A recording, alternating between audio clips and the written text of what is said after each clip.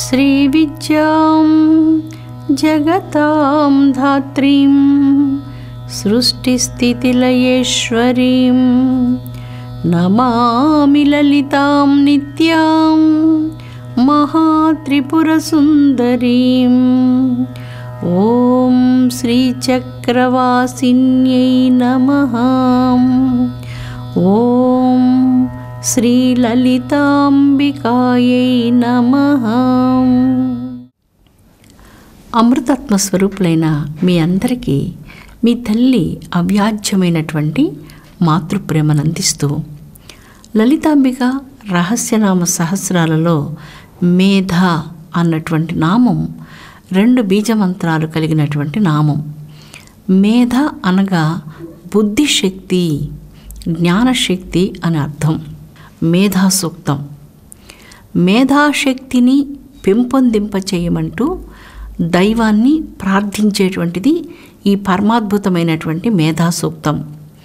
మయి మేధాం మయి ప్రజాం మయి అగ్నిస్తేజో దదాతు. అగ్ని వంటి తేజస్సు కలిగినటువంటి మేధాశక్తిని నాకు ప్రసాదించమంటూ దైవాన్ని ప్రార్థిస్తుంది ఈ మేధాసూక్తం ద్వారా భక్తుని హృదయం. నయన గోచరం కానటువంటిది, మనోవాచామ గోచరమైనటువంటిది ఇంకొక దివ్య చేతనా శక్తి ఉన్నది. ఆ చేతనా శక్తిని అనుభూతిని పొందేందుకు ఇప్పుడు ఉన్నటువంటి ఈ జ్ఞానం సరిపోదు. అందుకే అలాంటి అత్యున్నతమైనటువంటి జ్ఞానాన్ని పొందేందుకు అనుగ్రహాన్ని ప్రసాదించమంటూ ఈ మేధాసూక్తం ద్వారా మై సూర్యో భ్రాజో దదాతు మై అగ్నిస్తేజో దదాతు అంటూ అగ్ని వంటి, సూర్యుని వంటి ఇలాగ జాజ్వల్యమానంగా విరాజిల్లేటువంటి అంతఃప్రకాశాన్ని, మేధప్రకాశాన్ని అనుగ్రహించమంటూ, జ్ఞానదానాన్ని అనుగ్రహించమంటూ దైవాన్ని ప్రార్థించేటువంటి ఈ మేధాసూక్తం చాలా అద్భుతమైనటువంటిది. ఇలాగా ఈ మేధాదేవిని ప్రార్థించాలనేటువంటి బుద్ధి ఎందుకు కలుగుతుంది? ఈ ప్రపంచాతీతమైనటువంటి చైతన్య శక్తి యొక్క అనుగ్రహాన్ని పొందడం కోసం ఈ యొక్క మేధాసూక్తం చాలా అద్భుతంగా వేదాల నుంచి ఒక ప్రసాదంగా లభ్యమైంది. ఇదొక దివ్య ప్రసాదం. ఈ దివ్య ప్రసాదాన్ని అందుకొని ఎవరైతే మేధాసూక్తాన్ని చదువుతూ ఉంటారో, ప్రతినిత్యం పఠనం చేస్తూ ఉంటారో, వారి మేధస్సు నిజంగానే సూర్యకాంతిలాగా జాజ్వల్యమానంగా విరాజిల్లుతుంది. సర్వసాధారణంగా లక్ష్మీ పూజలు చేయడం మన లోకంలో అందరం చూసేటువంటి విషయం. సరస్వతిని చాలా కొద్దిమంది పూజిస్తూ ఉంటారు. సరస్వతి యొక్క అనుగ్రహం వలన మానవునికి బ్రహ్మ విద్యా జ్ఞానం లభిస్తుంది. ఆ మహాసరస్వతి దయ ఉంటే విజ్ఞాన పరిమళాలను వెదజల్లుతూ మానవుని ఈ ప్రపంచాతీతమైనటువంటి జ్ఞాన చైతన్య స్థితికి తీసుకొని వెళుతుంది. ఎందువల్లనంటే మహాసరస్వతీదేవి బ్రహ్మ విద్యా ప్రసాదిని. మేధాసి దేవి వివిధాగిల శాస్త్రసార. సమస్త వేదాలు, సహస్ర ఉపనిషత్తులు, సకల శాస్త్రాలు, సకల ధర్మశాస్త్రాలన్నింటి యొక్క సారము మేధస్సు అంటూ ఈ చక్కని శ్లోకం మనకు తెలియజేస్తుంది. మేధాసి దేవి వివిధాగిల శాస్త్రసార. ఈ మేధస్సు సకల శాస్త్రముల యొక్క సారం. ఈ శాస్త్రాలన్నీ చదివి ఆ దైవం మన శరీరంలో ఉన్నది అన్నటువంటి విజ్ఞానం మనకు కలగాలి. దేహో దేవాలయ, నా దేహం దైవానికి దేవాలయము అనేటువంటి జ్ఞానం మనకు కలగాలి. ఎలాగ దైవాన్ని పూజించాలి?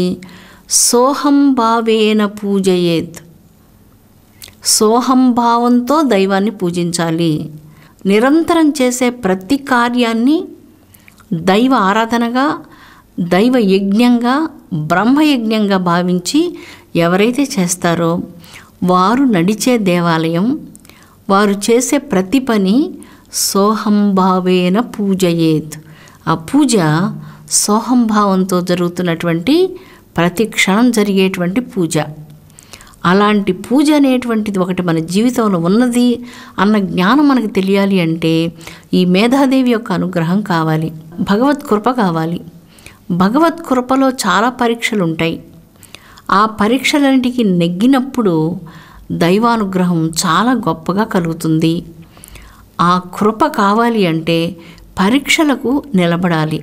మనస్సు దృఢమై పరిపక్వతను పొందినప్పుడు ఎంత పెద్ద కొండలాంటి సమస్య వచ్చినా దాన్ని చాలా చిన్నదిగా పరిష్కరించుకొని దాన్ని తక్కువ చేసి ఎప్పుడు దైవానికే ప్రాధాన్యతనిస్తూ ఉంటారు, సత్యానికే ప్రాధాన్యతనిస్తూ ఉంటారు. ఇలాగ సత్యానికి ప్రాధాన్యత నేను ఇవ్వలేదనుకోండి, ప్రతి చిన్న విషయాన్ని కొండంతగా, ఎంత పెద్ద కొండంత, మేరు పర్వతం అంత పెద్దగా చేస్తాం ఆ సమస్యని. దాన్ని అందరి ముందుకు తీసుకొచ్చి దాన్ని చాలా పెద్దది చేసి మాట్లాడుతూ ఏడుస్తూ అందరికీ చెప్తూ అలాగా చేస్తూ మనల్ని మనం తక్కువ స్థాయికి దిగజార్చుకునేస్తాం, తక్కువ స్థాయికి దిగజారిపోతూ ఉంటాం.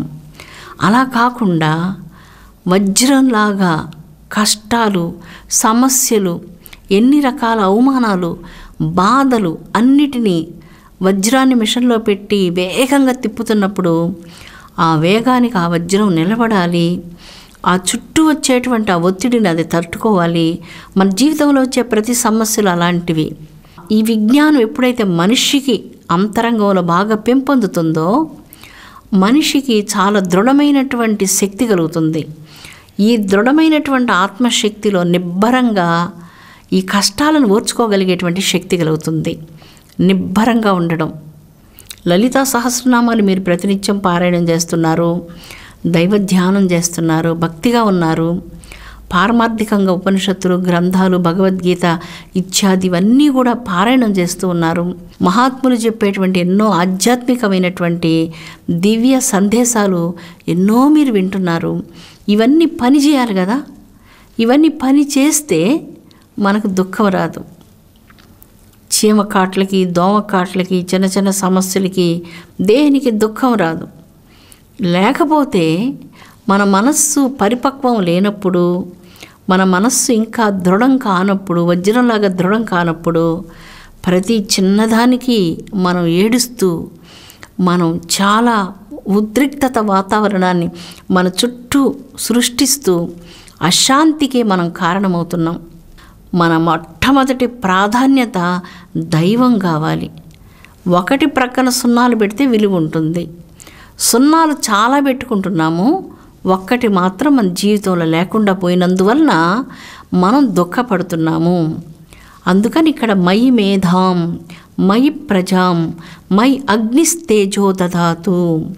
నాకు మేధాశక్తిని ప్రసాదించు, ఆత్మశక్తిని ప్రసాదించు, ఏ దానికైనా నేను సిద్ధపడగలిగేటువంటి శక్తిని నాకు ప్రసాదించు, ఆంతరంగికమైనటువంటి బలాన్ని ప్రసాదించు. ఒక్కసారి ఆ హృదయ కుహరంలో దైవపు వెలుగును మనం దర్శించినప్పుడు ఈ చిన్న చిన్న చీమకాట్లకు, ఈ దోమకాట్లకు, ఈ కత్తిపోట్లకు, ఈ సూటిపోటి మాటలు, కత్తిపోట్ల కంటే చాలా చాలా కష్టాన్ని కలిగించేటివి, వాటన్నిటినీ వాటి ప్రభావం మన మీద ఉండదు. ఈ లలితా సహస్రనామాలు నిత్యం పారాయణం చేయడం వలన మనిషి అంతరంగం పరిపక్వతను పొందుతుంది.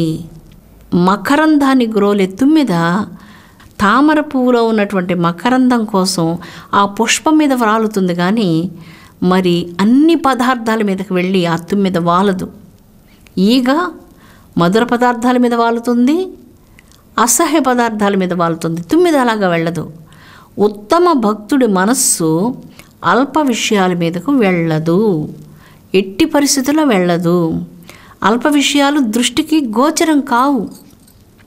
అందుకే ఇక్కడ మనోవాచామ గోచరమైనటువంటి ఆ వెలుగుని నేను దర్శించాలి అంటే నాకున్నటువంటి ఈ ప్రాపంచిక జ్ఞానం సరిపోదు. మేధాసి దేవి వివిధాకిల శాస్త్రసారా. ఓ జగజ్జనని, సకల వేద ధర్మశాస్త్రాలన్నింటి యొక్క సారము మేధస్సు.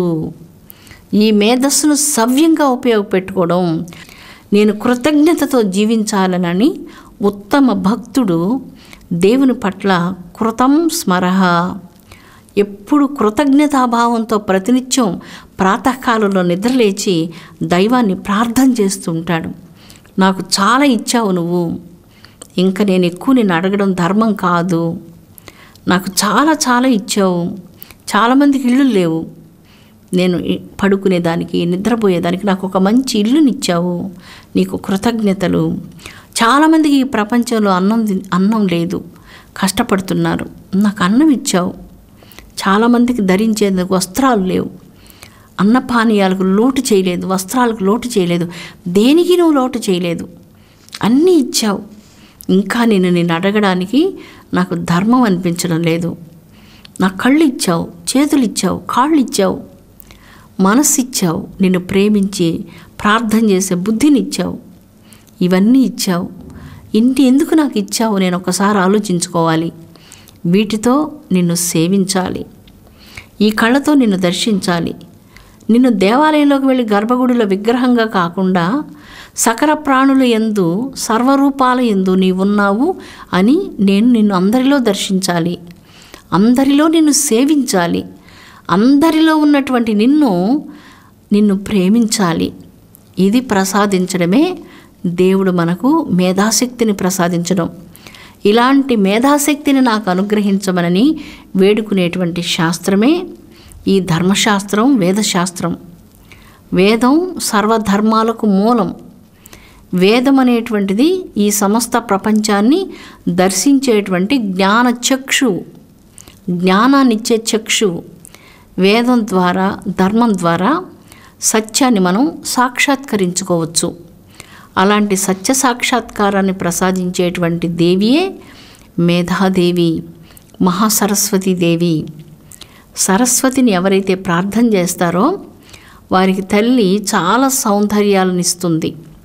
ఇక్కడ సౌందర్యం అంటే మనం చాలా తెల్లగా, పొడుగ్గా, అందంగా ఉండడం ఇటువంటి దాని గురించి మనం ఇప్పుడు మాట్లాడుకోవడం లేదు. సౌందర్యము అంటే వాక్ సౌందర్యం, ఎదుటి వాళ్ళను నొప్పి పెట్టకుండా మాట్లాడడం, సత్య సంభాషణలు మాట్లాడడాన్ని వాక్ సౌందర్యం అంటారు. మనస్సులో కల్మషాలు లేకుండా, వికృత భావాలు లేకుండా, ఎదుటి వాళ్ళని గురించి వ్యంగ్యాలు, తిరస్కారాలు, అసత్యాలు, నిందలు ఇటువంటివన్నీ లేకుండా ఉండడం మన మనస్సుకు కలిగిన సౌందర్యం, మనోసౌందర్యం. అంతరంగంలో భగవంతుని స్థాపించుకొని ధ్యానించడం అంత సౌందర్యం. చేతులకు సౌందర్యం గోరింటాకులు పెట్టుకోవడం, 10 వేలకు 10 ఉంగరాలు వేసుకోవడం కాదు, చేతులారంగా భగవంతుని పూజించడం. ఇలాగ కళ్ళకు అందం ఏంటి? కళ్ళకు అందం అందరిలో ఉన్నటువంటి మంచిని కూడా గుర్తించడం, అందరిలో ఉన్నటువంటి పవిత్రతను కూడా గుర్తించడం. అందరిలో మంచే ఉంటుంది, చెడే ఉంటుందని మనం చెప్పలేం. మంచి చెడు కలయిక మనిషి. మనం సాధారణంగా చెడును చూస్తూ ఉంటాం, మంచిని విస్మరిస్తూ ఉంటాం. మంచిని చూడగలిగేటువంటి శక్తి మన కళ్ళకు రావాలి. అప్పుడు మన నేత్రాలకు సౌందర్యం కలుగుతుంది, మన దృష్టికి సౌందర్యం కలుగుతుంది, అంతర్దృష్టి ఏర్పడుతుంది. ఇలాగా మేధాశక్తి అహంకారంతో మిట్టిపడుతూ నాకు చాలా తెలుసు, నేను చదువుకున్నాను, నేనెవరినో తెలుసా నీకు అనేటువంటి ఈ మాట కూడా మనం ఇదివరకు చెప్పుకున్నాం. ఈ ఒకే ఒక్క మాట మనల్ని అందరికీ దూరం చేసి, మన ఇంట్లో వాళ్ళకి మనల్ని దూరం చేస్తుంది, మన బంధుమిత్రాదులకు మనల్ని దూరం చేస్తుంది, మన గ్రామంలో ఉండేటువంటి వాళ్ళకి మనల్ని దూరం చేస్తుంది, మనల్ని ప్రపంచానికి శత్రువుని చేస్తుంది. మన అహంకారం మనల్ని అందరికీ శత్రువుని చేస్తుంది. ఎప్పుడు మనం ఇలాగ నిలువుగా అహంకారంతో నిలిచి ఉండకూడదు. భగవంతుని చైతన్య ప్రవాహంలో మనం వంగి, ఏ విధంగా గాలి వచ్చేటప్పుడు గడ్డి పోచలు వంగి ఉంటాయో అలాగ వంగి మనం వినయంతో ఉన్నప్పుడు ఆ భగవద్ అనుగ్రహం మనకు లభిస్తుంది. ఇదంతా మేధాశక్తి మనకి ఇచ్చేటువంటి అనుగ్రహాలు. లలితా సహస్రనామంలో ఒకే ఒక్క నామం నిజంగా హృదయం లోపల నుంచి చదివితే, పారాయణం చేస్తే, స్మరిస్తే ఆ స్మరణ మన అహంకారాన్ని పూర్తిగా నాశనం చేస్తుంది. ఒకేసారి చాలు.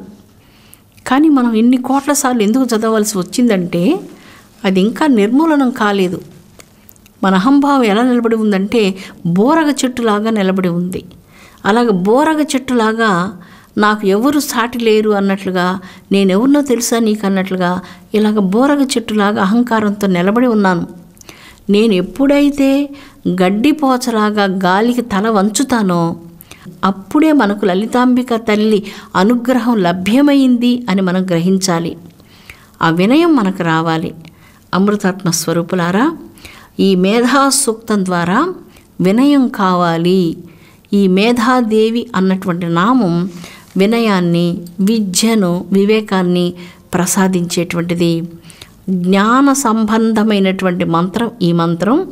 జ్ఞానాన్ని అర్థిస్తూ అపూర్వమైనటువంటి మేధాశక్తిని ప్రసాదించమనని లలితాంబిక తల్లి పాదాలకు భక్తితో నమస్కరిస్తాం. లోకజనని విశ్వశాంతిని అనుగ్రహించునుగాక, విశ్వ కళ్యాణాన్ని అనుగ్రహించునుగాక, మానవులందరికీ పవిత్రమైనటువంటి అంతరంగాన్ని ప్రసాదించాలని అందరం భక్తితో తల్లి పాదపద్మాలకు నమస్కరిద్దాం. స్వస్తి. ఓం శాంతి శాంతి శాంతి.